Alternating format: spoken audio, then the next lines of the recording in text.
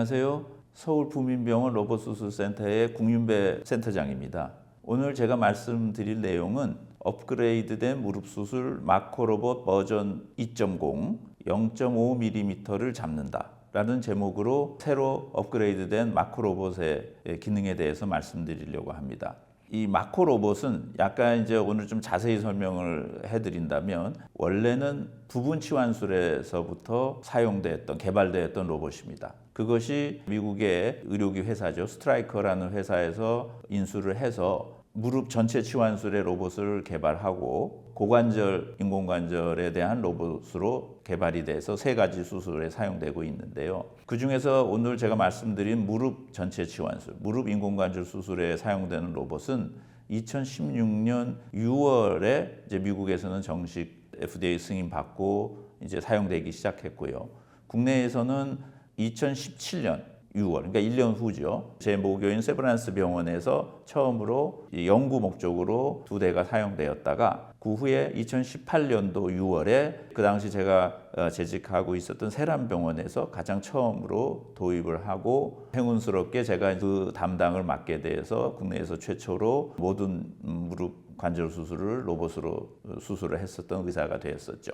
그런데 이제 2022년 작년 재작년에 8월부터 미국에서 업그레이드된 버전 마코로봇의 2.0 버전이 사용되기 시작했습니다.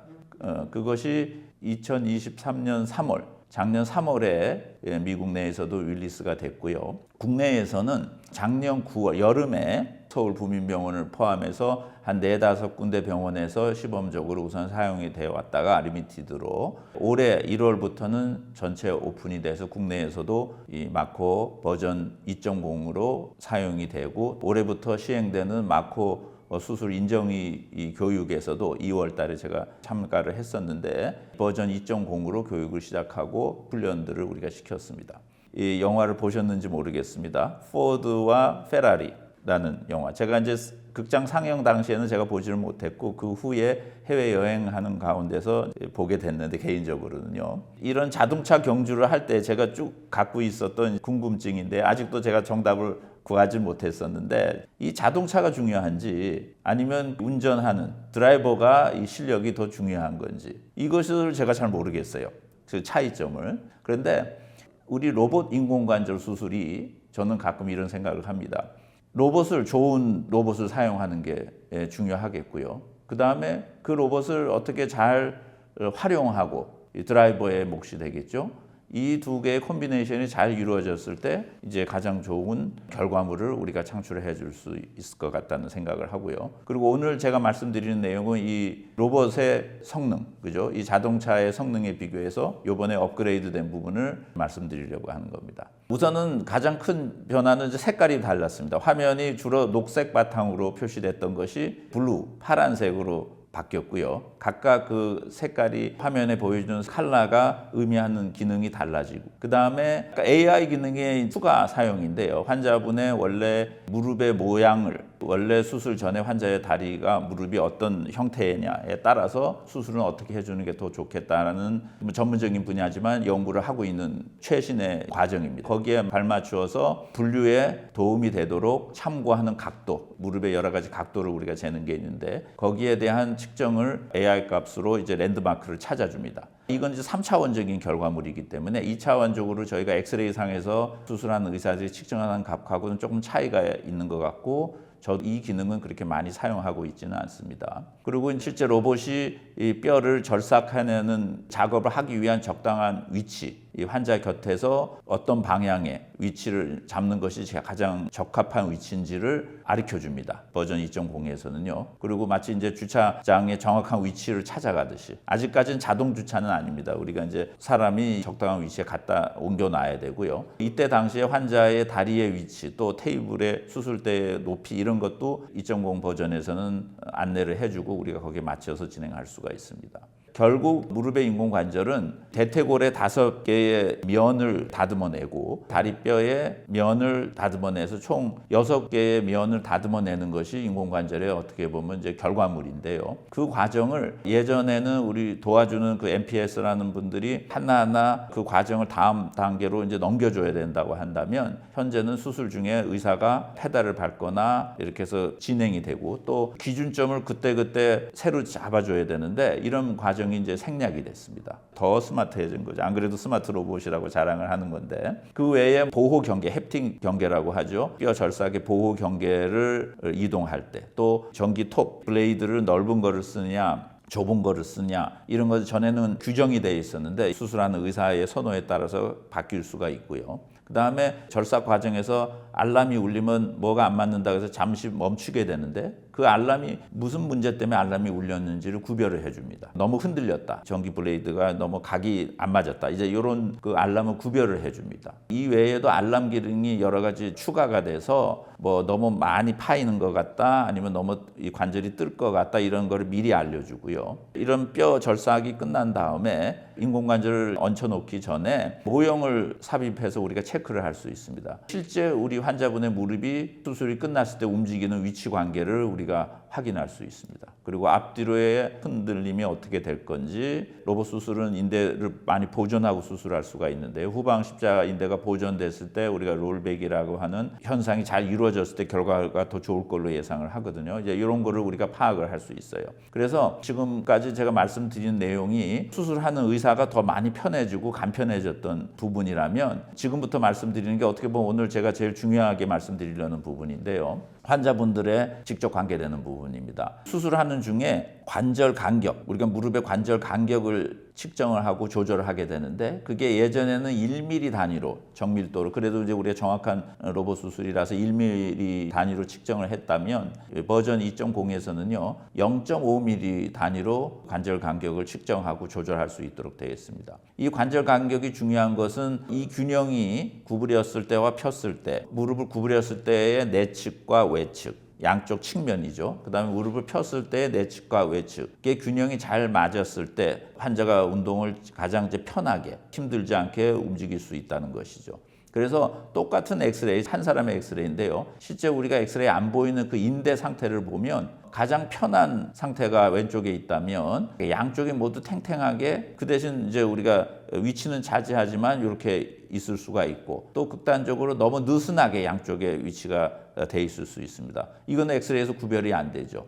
이런 거에 따라서 환자분이 어떻게 보면 운동할 때 너무 타이트하게 힘들어할 수가 있고, 느슨하면 운동은 쉬울 것 같은데 걸어 다닐 때 불안정성이 있어서 실제 환자분은 불편함을 느낄 수가 있습니다. 이런 갭을 정확히 맞추는 게 수술의 어떻게 보면 관건이 되겠고요. 이것을 새로 업그레이드된 버전 2.0에서는 무릎의 내측, 외측의 이런 관절 간격을 개별적으로 체크를 할 수 있게끔 프로그램을 개발을 했습니다. 환자가 인대가 늘어날 수 있는 최대치가 어느 정도인지 우리가 확인을 하는 데 있어서 원하는 각도, 우리가 다리를 똑바로 이제 교정을 해주려고 했을 때 그 상태에서 얼마큼 늘어나는지 갭을 화면을 보면서 우리가 감지를 하는데, 우리가 손하고 눈하고 눈이 못 따라가는 경우가 있고요. 그 위치를 손이 제대로 위치하지 못할 수가 있습니다. 하지만은 버전 2.0에서는요 레칫 이완이라는 그 기능을 보강을 해서 우리가 환자분의 무릎을 원하는 위치에 각도를 유지했을 때 순간순간에서 가장 크게 나타나는 값을 자동적으로 입력을 합니다. 그래서 의사가 눈으로 못 따라가도 입력이 되고 또 자동적으로 기록이 됩니다. 그 다음에는 뼈가 이제 우리가 계획한 대로 잘 이제 다듬어졌다고 했을 때, 실제 인공관절을 우리가 고정시키기 전에 같은 사이즈의 모형을 삽입을 해서 관절의 운동 범위와 안정도를 체크를 하게 됩니다. 원래 우리가 계획했었던 관절의 그 간격에 비해서 모형이 들어갔을 때 얼마나 벌어지는지, 이게 이제 실제 우리 계산하고 다를 수가 있거든요. 현장에서는요. 이거를 마저 우리가 체크를 해서 실제 최종적으로 우리가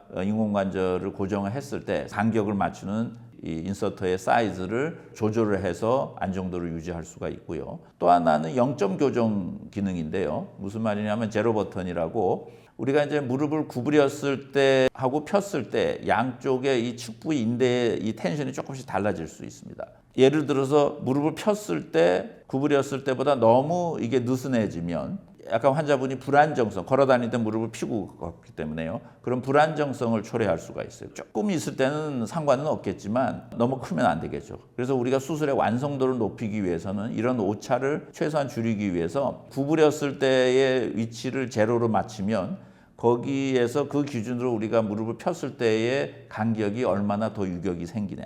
반대도 됩니다. 무릎을 폈을 때의 위치를 제로 버튼을 눌러서 0점으로 맞추면 구부렸을 때의 이 유격이 얼마나 더 생기느냐 이런 거를 감안을 해서 관절의 상태를 여러 각도로 수정을 하는 거죠. 이 정도면 원하는 결과를 얻을 수 있겠다, 좋은 결과를 얻을 수 있겠다는 걸 확인한 후에 최종적으로 인공관절을 장착을 하는 이런 과정을 거칠 수 있도록 업그레이드를 시켰습니다. 좀 이제 마무리를 해드리면 이제 여러 가지 전문적인 얘기를 내가 말씀을 드렸는데요. 마코로봇의 버전 2.0에 업그레이드된 기능은 하나는 우리가 수술자가 수술 과정에서 자동화 또는 알람 기능의 이제 증강이 있겠고요. 두 번째로는 수술을 결정하기 위한 관절 간격의 측정을 0.5mm로 더 쪼개서 정밀하게 우리가 파악을 하고 이것이 우리가 연부 조직의 어떤 균형을 맞추는데 기본이 되게 되겠고요.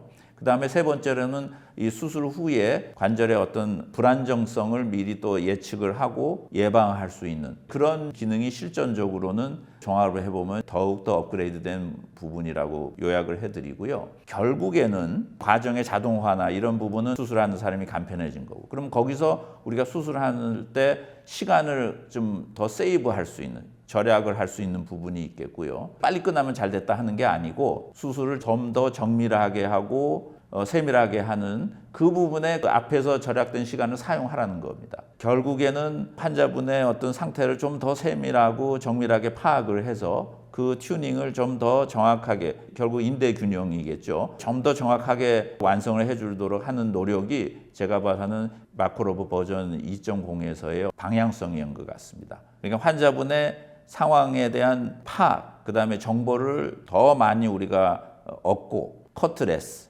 뼈의 절삭 또는 인대의 손상을 최소한으로 하자는 것이 우리 마코로봇 수술의 이제 목표입니다. 이번에 2.0으로 업그레이드 되면서도 이 목표에 맞춰서 개선이 된 것 같고 이제 이런 기능을 우리가 최대한 활용을 해서 우리 환자분들이 인공관절 수술을 받았을 때 무릎의 기능을 좀 더 빨리 회복을 하고 좀 더 빨리 재활해서 정상 생활로 돌아올 수 있고 또 잘 사용할 수 있는 그런 결과물들을 만들어내도록 노력을 하겠습니다. 오늘 제가 말씀드린 내용이 실제 우리 환자분들한테 로봇 수술에 대한 어떤 이해에 있어서 도움이 되는 정보가 됐으면 좋겠고 오늘 저의 말씀을 여기서 마치겠습니다. 경청해 주셔서 감사합니다.